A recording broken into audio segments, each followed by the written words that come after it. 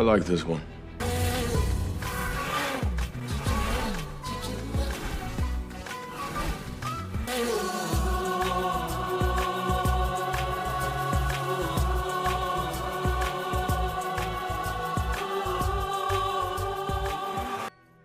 कितना इमोशनफुल लड़की है।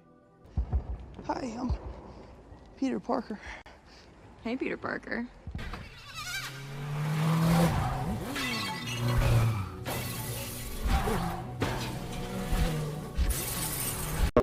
हे गाइस, कॉमिकर्स के एक और एपिसोड में आप सभी का स्वागत है।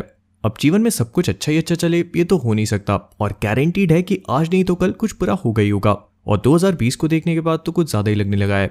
वो मेले में कोलंबस वाले झूले पे बैठे हो ना, हाँ वही नाव वाला जो जब ऊपर से नीचे जाता है तो चीखें निकल पड़ती हैं सबकी, तो उसका प्रिंसिपल ना असली लाइफ पे बेस्ड है। कल जो ऊपर था आज वो नीचे है, और जो आज नीचे है वो हो सकता है कि कल या परसों तक और भी नीचे पहुंच जाए।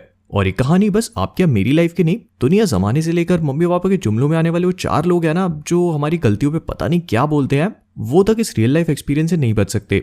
और जब ये नहीं बच सकते तो हमारे सुपर हीरोज कहां से बच पाएंगे, क्योंकि बैट से लेकर सुपरमैन और स्पाइडर से लेकर आयरन मैन तक सब के सब अपनी लाइफ में स्ट्रगल्स देख चुके हैं। बट इन सब में भी एक ऐसा खलीफा है जिस बेचारे का स्ट्रगल जो शुरू हुआ तो खत्म होने का नाम ही नहीं लेता। तो कॉमिकर्स से मैं हूं मोहित, और आज हम बात करेंगे कि कैसे मार्वल वालों ने थॉर के कैरेक्टर को टॉर्चर किया है और क्यों उसकी लाइफ एक बहुत बड़ी ट्रेजेडी बन चुकी है। तो बिजली का बिल भरे बिना चलिए क्या लाइट चली गई? अबे यार।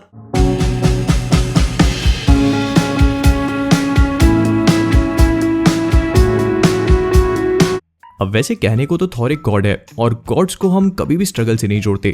I mean, वो तो हमारे स्ट्रगल से बचाने के लिए और हमें उनसे बाहर निकालने के लिए है ना। लेकिन अगर आपने एक बार थॉर के लाइफ स्ट्रगल्स थोड़ा सा डीपली देखना शुरू किए ना, तो अपनी लाइफ एक नेवर एंडिंग डांस पार्टी लगेगी आपको।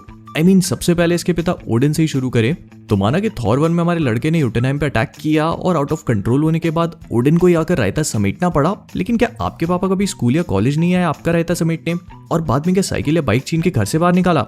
नहीं ना। लेकिन इनके पिता ओडिन ने न केवल थॉर को एसगार्ड से एग्जाइल किया बल्कि अनवर्दी भी बना दिया, ताकि जो चीज उसे सबसे ज्यादा प्यारी है वो भी ना मिल पाए। और हालांकि इसी मोमेंट से इस महापुरुष की कहानी शुरू हुई और वो एक बिगड़ेल राजकुमार से एक समझदार और वर्दी गॉड बना। लेकिन फिर भी अगर ओडिन चाहते तो इस सिचुएशन को काफी बेहतर तरीके से हैंडल कर सकते थे। फिर इसके बाद अगला आया उसका खुद का भाई लोकी, जिसने अपनी स्क्रीन पे एंट्री से ही थॉर को मैनिपुलेट करा और यूटेनहाइम पे अटैक करवा के बैनिश करवा दिया। इससे तो अपने भाई बहन ही अच्छे, मम्मी पापा से डंडे पड़वा देंगे लेकिन कम से कम घर से बाहर तो नहीं निकलवाते। और इसका काम यहाँ पे खत्म नहीं हुआ, अर्थ पे भी आके इसने ऐसी झूठी कहानी बनाई कि इस मूवी के एंड तक थॉर को अर्थ पे ही रहना पड़ा। और लोकी का ये वाला सिलसिला एवेंजर्स में भी चालू रहा। लोकी ने थानोस से माइंड स्टोन लिया और पूरी अर्थ पे भौकाली मचा दी। हालांकि ऐसी भी थ्योरी है कि लोकी शायद तब थानोस के कंट्रोल में था, लेकिन इस टॉपिक को किसी और वीडियो में डिस्कस करेंगे। तो थॉर ने जैसे तैसे करके अपने नए दोस्तों के साथ मिलके अपने भाई को रोक दिया। लेकिन यहाँ से भी थॉर की परेशानियां कम होने के बजाय बढ़ी ही, क्योंकि कुछ टाइम के बाद उसने अपने इसी भाई को मैलकीथ के हाथों मरते हुए देखा। और भले ही कितना भी नालायक हो, भाई भाई होता है। बट इस मूवी में सिर्फ यही एक सदमा नहीं था जो थॉर को झेलना पड़ा। अब आपकी, मेरी और सबकी लाइफ में एक माँ सबसे सबसे ज्यादा इंपॉर्टेंट होती है। तो वैसे ही थॉर की मदर फ्रिगा या फ्रेया, जो भी आप बोलना चाहें, एक बहुत ही स्ट्रॉन्ग, ग्रेसफुल और एवर लविंग कैरेक्टर नजर आई। एंड फ्रैंकली स्पीकिंग मुझे तो ऐसा लगा कि पूरे एस्गार्ड में इनसे ज्यादा समझदार कोई था ही नहीं। तो मार्वल वालों ने सोचा कि इतनी पॉजिटिव कैरेक्टर थॉर की लाइफ में क्या मजाक है, और शुरू के 20 मिनट में ही उन्होंने फ्रेया को भी मरवा दिया। और इस मोमेंट के पहले तक भी थॉर ठीक ही था, क्योंकि पापा ने एक्साइल किया, लेकिन उससे भी थॉर ने कुछ सीखा ही और एक बेहतर इंसान बना। फिर भाई ने चोट पे चोट करी, लेकिन उसे भी थॉर ने रोक ही दिया। और हालांकि वो लोकी को सुधार नहीं पाया, लेकिन कम से कम इस बात का सेटिस्फैक्शन तो था कि लोकी एस्गार्ड में ही कैद है और कहीं पे ओडिन का नाम डुबा नहीं रहा। लेकिन अपनी मदर की डेथ थॉर की लाइफ का अब तक का सबसे बड़ा और इरिवर्सिबल लॉस था। और मार्वल वाले वहां पे बस शुरू ही हुए, क्योंकि अगली मूवी में उन्होंने कांडों की लाइन लगा दी उसकी लाइफ में। और इसमें सबसे पहले आती है उसकी लव लाइफ। अब देखो, थॉर और जेन फॉस्टर का कपल कभी भी ऐसा बहुत धांसू या प्यार के गुल खिलाने वाला फील नहीं हुआ। और ऐसा लगा कि क्योंकि मार्वल वालों को थॉर के जीवन में प्यार दिखाना था तो उन्होंने जेन को इतना टाइम रखा। नहीं तो एज सच कोई वॉक टू रिमेंबर वाली लव स्टोरी नहीं थी उनकी। ऑल्दो नेक्स्ट पार्ट में हो सकती है, लेकिन फिर भी जेन थॉर के लिए इतनी इंपॉर्टेंट थी कि एक टाइम पे वो एस्गार्ड के थ्रोन को छोड़कर जेन के साथ रहना चाहता था। बट अपनी मॉम और भाई को खोने के बाद जेन ने उसे सपोर्ट करने के बजाय थॉर को डंप कर दिया। ऑल्दो थॉर का कहना कुछ और इस बारे में, लेकिन चोट तो हुई ही। फिर जो सुपर हीरोइंग वो इतने टाइम से कर रहा था उस काम ने भी थॉर के दिमाग पे अपने जलवे दिखाने शुरू कर दिए, क्योंकि एवेंजर्स 1 में चितारी आर्मी का सामना करने तक तो वो ठीक ही था, लेकिन जब वांडा ने इसके दिमाग से खेला तब एस्गार्ड का डिस्ट्रक्शन और इन्फिनिटी स्टोन्स वाले पूरे इंसिडेंट्स ने थॉर को साइकोलॉजिकली परेशान करना स्टार्ट करा। और इसका सबसे बड़ा साइन था थॉर का बीच में ही अपने साथियों को छोड़ के एस्गार्ड पे जाना, जो उसने पहले कभी नहीं किया था। और इसके लास्ट में अल्ट्रॉन ने सोकोविया में जो भी बड़ा पत्थर गिराया उसने थॉर तो क्या सारी एवेंजर्स के दिमाग पे असर डाला। बट थॉर का मिशन वहां से खत्म नहीं बल्कि स्टार्ट ही हुआ था, क्योंकि इसके तुरंत बाद ही वो निकल पड़ा अपने एस्गार्ड को बचाने। लेकिन एस्गार्ड आके पता चला कि लोकी डार्क वर्ल्ड में मरा नहीं था और ओडिन बन के एस्गार्ड पे राज कर रहा है, लेकिन असली ओडिन नॉर्वे में संन्यास लिए बैठे हैं, जो इनसे मिलते ही चल बसे और बता के गए कि एक बेटी भी है उनकी जिसे उन्होंने एक्साइल किया था। पता नहीं ओडिन को अपने बच्चों को एक्साइल करने में क्या मजा आता है। खैर ओडिन के जाते ही विद इन सेकंड सेला वहां पे पहुंच गई और अपना काम शुरू भी कर दिया। थॉर जो अपने पिता की डेथ को अच्छे से ग्रीव तक नहीं कर पाया था, उसने तुरंत ही एक और बहुत बड़ा लॉस झेला।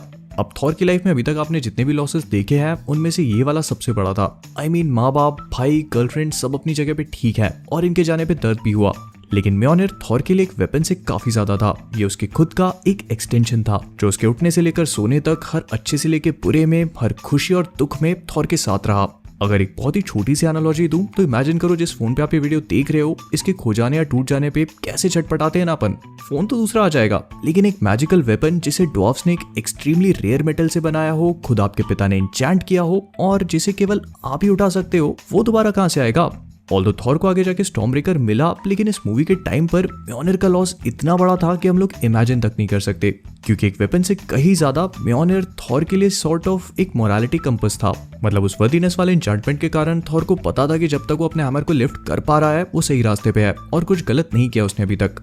लेकिन म्योनिर तोड़ के तो हेला ने बस शुरुआत ही की थी, क्योंकि उसने एस्गार्ड पे जाते ही सबसे पहले वॉरियर 3 को निपटाया, जो एस्गार्ड पे थॉर के सबसे अच्छे दोस्त और उसके लिए एक बहुत बड़ा सपोर्ट थे। और जैसे ये काम था तो लास्ट में उसने थॉर से खेलते खेलते ही उसकी आंख तक निकाल ली।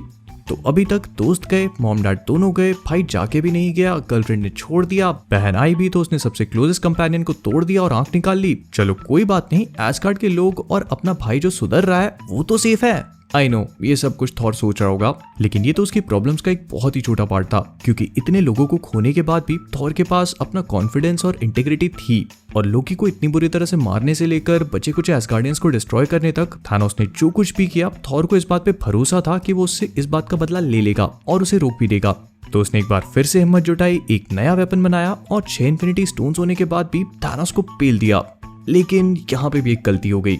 आई मीन टेक्निकली देखा जाए तो कोई गलती भी नहीं है, उसे क्या पता था कि नीला गंजा ऐसी हालत में भी चुटकी बजा लेगा। लेकिन इस मिस्टेक की कीमत आधे यूनिवर्स ने 5 साल तक चुकाई और उसके बाद भी प्रॉब्लम्स कम नहीं हुई है, बड़ी ही है, जिन्हें एमसीयू के प्लॉट होल्स वाले वीडियो में मैंने एक्सप्लेन किया है, नहीं देखा है तो देख लेना। तो अभी तक थॉर की लाइफ में उसने जितना और जो कुछ भी देखा था वो सब कुछ इस वाले फेलियर के सामने कुछ भी नहीं था, क्योंकि इस बार लॉस उसके कॉन्फिडेंस का हुआ। जो गॉड अपनी स्ट्रेंथ और फीट्स के किस्से छाती चौड़ी करके सुनाता था वो आधे यूनिवर्स को नहीं बचा पाया, और यही सेल्फ डाउट उसके दिमाग में ऐसे बैठा कि थानोस की गर्दन उड़ाने पे भी वो ठीक नहीं हो पाया। और जब हम उसे 5 साल बाद देखते हैं तो फैट थॉर या ब्रो थॉर उसके फिजिकल से ज्यादा साइकोलॉजिकल ट्रांसफॉर्मेशन को सिग्निफाई करता है। अपने सेल्फ डाउट और डिसअपॉइंटमेंट के कारण थॉर ने अपनी सारी रिस्पॉन्सिबिलिटीज और ड्यूटीज छोड़ दी और अपने आप को बियर, चीटोज और फोर्टनाइट में डुबा दिया। इनफैक्ट डायरेक्टर्स के हिसाब से थॉर का एंड गेम वाला वर्जन उसका अभी तक का सबसे ज्यादा स्ट्रॉन्गेस्ट है, लेकिन फिर भी बिना इन्फिनिटी स्टोन्स वाले थानोस ने उसे ऑलमोस्ट मार ही दिया था। तो इसका रीजन फिजिकल नहीं बल्कि सिर्फ और सिर्फ साइकोलॉजिकल है। थॉर मेंटली उस लेवल पे था ही नहीं कि वो थानोस को हरा सके। उसके अंदर अपने आप को लेकर ना कोई कॉन्फिडेंस था और ना ही कोई पॉजिटिविटी। इनफैक्ट वो तो ये सोचने लगा था कि शायद वो वर्दी नहीं है। तभी पास में म्योनिर को लिफ्ट करने पे वो शॉक हो गया।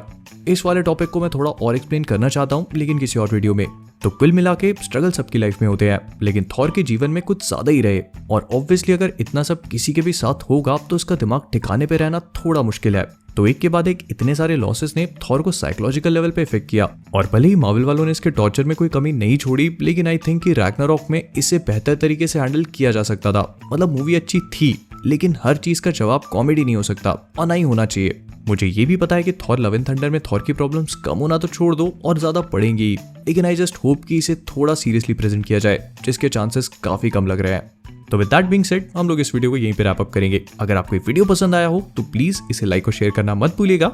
इसके साथ ही साथ आप सभी लोग मुझे फेसबुक, इंस्टाग्राम और मेरे दूसरे चैनल पे भी फॉलो कर सकते हैं। और मुझे बताने की जरूरत नहीं है कि अगर आप सभी लोग कॉमिक वर्स पे नए हैं और वो नीचे वाला बटन अभी भी रेड दिख रहा है तो सब्सक्राइब बटन पे टच करिए और उसे तुरंत ही ग्रे बनाइए।